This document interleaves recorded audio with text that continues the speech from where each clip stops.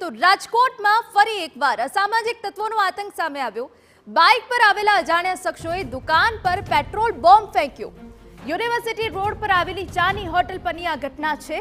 ગ્રાહકો ઓછા હોવાથી કોઈ વ્યક્તિને નુકસાન નથી પહોંચ્યું। ઉત્તરાયણના દિવસે મોડી રાત્રે 1 વાગ્યાની આસપાસ આ ઘટના બની। રૂપિયા આપવા બાબતે માથાકૂટ થઈ હતી। 4 શખ્સો વિરુદ્ધ ગુનો નોંધાયો છે। યુનિવર્સિટી પોલીસે શખ્સોની શોધખોળ હાથ ધરી હોવાની વિગત છે।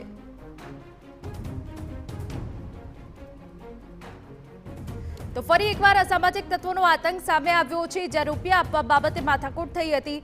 અજાણ્યા શખ્સોએ દુકાન પર પેટ્રોલ બોમ્બ ફેંક્યો હતો। આપને જણાવી દઈએ કે જ્યાં જાનહાની ટળી છે, કેમ કે ત્યાં ઓછી સંખ્યામાં લોકો હાજર હતા, પરંતુ અસામાજિક તત્વોનો આતંક દિવસે ને દિવસે વધી ગયો હોય તેવી વિગતો અહીંયા રાજકોટમાંથી મળી રહી છે। રાજકોટમાં તહેવારમાં આ પ્રકારની ત્રીજી ઘટના છે કે જ્યાં અસામાજિક તત્વોનો આતંક સામે આવ્યો છે।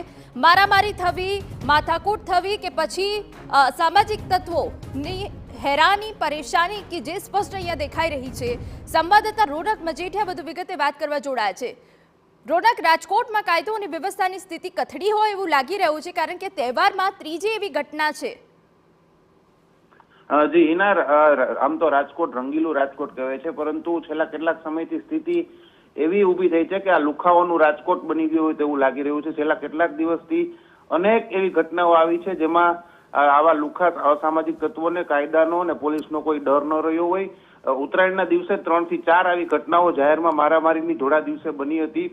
યુનિવર્સિટી રોડ ઉપરની આ ઘટના છે, જ્યાં નકળંગ ચાની હોટલ આવેલી છે, ત્યાં મોડી રાત્રે 1 વાગ્યા આસપાસ આ ઘટના છે તે બની હતી ને તેમાં 100 રૂપિયા જેવી લેતી દેતી બાબતે એક પાનના ગલ્લામાં નકળંગ ચાની હોટલની બાજુનો પાનનો ગલ્લો આવેલો છે, ત્યાં માથાકૂટ થઈ હતી અને ત્યારબાદ જયદેવ રામાવત, ચિરાગ બાવાજી અને અન્ય 2 શખ્સો છે સહિત 4 શખ્સો છે તે ત્યાં આવ્યા હતા અને સોડાની બોટલમાં પેટ્રોલ ભરી અને સળગાવીને આ હોટલ પર ફેંક્યું હતું અને એમાં છે આગ પણ લાગી હતી તેવું સીસીટીવીમાં સ્પષ્ટ રીતે જોઈ શકાય છે।